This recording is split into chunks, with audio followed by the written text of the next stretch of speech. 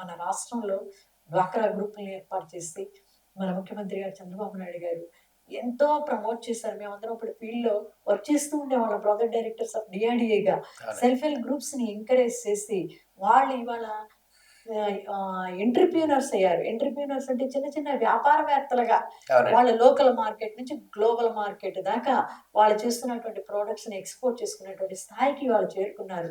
వాళ్ళొక మహిళా బ్యాంక్‌ని పెట్టుకున్నారు. ఆ మహిళా బ్యాంక్ శ్రీనిధి అనేటువంటి ఒక బ్యాంక్‌ని పెట్టుకొని పెట్టారు. వాళ్ళ అవసరాలు వాళ్ళే తీర్చుకుంటున్నారు.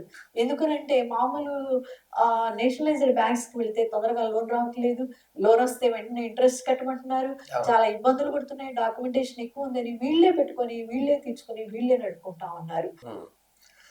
ప్రధానంగా మనం గమనించినట్లయితే ఆంధ్రప్రదేశ్ ప్రభుత్వంలో మహిళలకి సంబంధించినటువంటి ఎంపవర్‌మెంట్‌కి ఎటువంటి సపోర్ట్ ఉందంటారు? అదేవిధంగా రాబోయే రోజుల్లో ఎటువంటి సపోర్ట్ ఇస్తే బావుంటదంటారు? మీరు రూరల్ బ్యాక్‌గ్రౌండ్ నుంచి వచ్చారు. ఆల్‌మోస్ట్ ఐఏఎస్ 35 ఇయర్స్ చేశారు. మళ్ళీ ఇప్పుడు కూడా పోలీస్ కంప్లెయింట్ అథారిటీ మెంబర్‌గా ఉన్నారు. ఎటువంటి సజెషన్స్ ఇస్తారు? అసలు ఆంధ్రప్రదేశ్‌లో మహిళా ఎంపవర్‌మెంట్ చాలా ప్రథమ స్థానంలో ఉందని చెప్పాలి. చాలా ఓకే. జరుగుతుంది మన భారతదేశంలో. ఎందుకంటే మన ముఖ్యమంత్రి గారు ఎన్ని ప్రోగ్రామ్స్ పెట్టారు. ఇప్పుడు ఆడపిల్లలు చదువుకున్నటువంటి పిల్లల్ని విదేశీ విద్య కింద కూడా ఫారిన్ కంట్రీస్‌కి పంపించి వాళ్ళని చదివించటం. విమెన్స్ హాస్టల్స్ ఉన్నాయి. విమెన్స్ కాలేజెస్ ఉన్నాయి. యూనివర్సిటీస్ ఉన్నాయి. ప్రతి దగ్గర చదువుకి తల్లిదండ్రులు ప్రయారిటీ ఇస్తున్నారు. ప్రభుత్వాలు ప్రయారిటీ ఇస్తుంది.